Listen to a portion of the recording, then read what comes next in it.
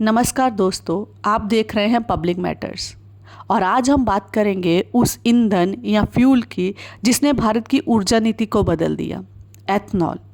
क्या ethanol petrol को सस्ता कर सकता है? क्या इससे भारत का विदेशी तेल पर खर्चा कम होगा? और आखिर क्यों सरकार लगातार E10, E20 और E85 जैसे ईंधनों को बढ़ावा दे रही है?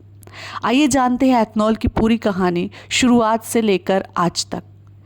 तो पहला प्रश्न ये उठता है कि आखिर एथनॉल है क्या? एथनॉल एक प्रकार का अल्कोहल है जिसे गन्ने, मक्के या अन्य कृषि उत्पादों से बनाया जाता है। इसे पेट्रोल में मिलाकर ईंधन के रूप में उपयोग किया जाता है। जब 10% एथनॉल और 90% पेट्रोल मिलाया जाता है तो इसे E10 कहा जाता है। इसी तरह E20 में 20% एथनॉल होता है। भारत ने एथनॉल ब्लेंडिंग प्रोग्राम 2003 में शुरू किया। उस समय लक्ष्य केवल 5% एथनॉल मिश्रण का था, लेकिन उत्पादन कम होने और आपूर्ति की समस्याओं के कारण यह प्रोग्राम धीमी गति से आगे बढ़ा। 2014 में सरकार बदली, नई ऊर्जा नीति का हिस्सा बनाया गया। भारत अपनी ज़रूरत का लगभग 85% कच्चा तेल जो है वो विदेशों से आयात करता है। जब अंतर्राष्ट्रीय बाज़ार में कच्चे तेल की कीमत बढ़ती है तो भारत पर भी उसका असर पड़ता है। भारत में भी आयात का बिल बढ़ जाता है। 2022 में रूस यूक्रेन युद्ध के दौरान कच्चे तेल की कीमतें $100 प्रति बैरल के ऊपर चली गई थी। इसने सरकार को कोई सब्स्टिट्यूट ईंधन जो था या सब्स्टिट्यूट फ्यूल पर तेज़ी से काम करने के लिए प्रेरित किया। 2014 तक एथनॉल मिश्रण लगभग 1 से 2% था। 2021 में यह बढ़ के 8% तक पहुंच गया। 2024 में भारत लगभग 15% मिश्रण के स्तर पर पहुंच गया था। सरकार ने 20% एथनॉल मिश्रण यानी कि E20 का लक्ष्य 2025 तक रखा था। आज देश भर में E20 पेट्रोल उपलब्ध कराया जा रहा है। आगे बात करते हैं पेट्रोल और कच्चे तेल की कीमतें।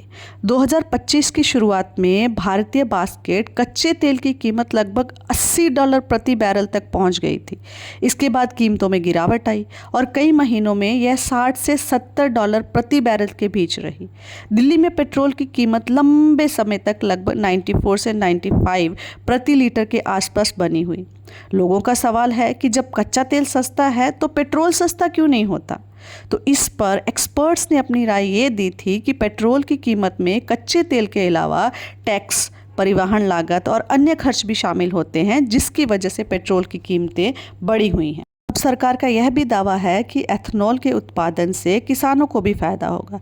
एथनॉल उत्पादन से गन्ना किसानों को अतिरिक्त बाजार मिलता है, चीनी मिलों को नई आय का स्रोत मिलता है। सरकार दावा करती है कि इससे किसानों की आय बढ़ेगी और ग्रामीण अर्थव्यवस्था मजबूत होगी। सबके बीच कुछ सवाल अभी भी खड़े हैं। क्या गन्ने की खेती से पानी की खपत बढ़ेगी? क्या सभी वाहन E20 के लिए पूरी तरह तैयार हैं?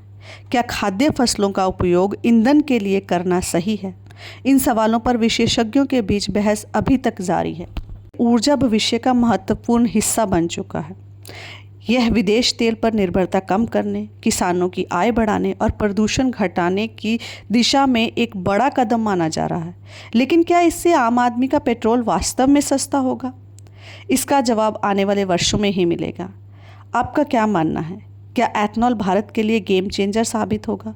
अपनी राय कमेंट बॉक्स में ज़रूर बताइएगा। एथनॉल के ऊपर में और सरकार की एथनॉल की नीतियों को लेके मैं अपनी दूसरी वीडियो जल्द ही अपलोड करूंगी।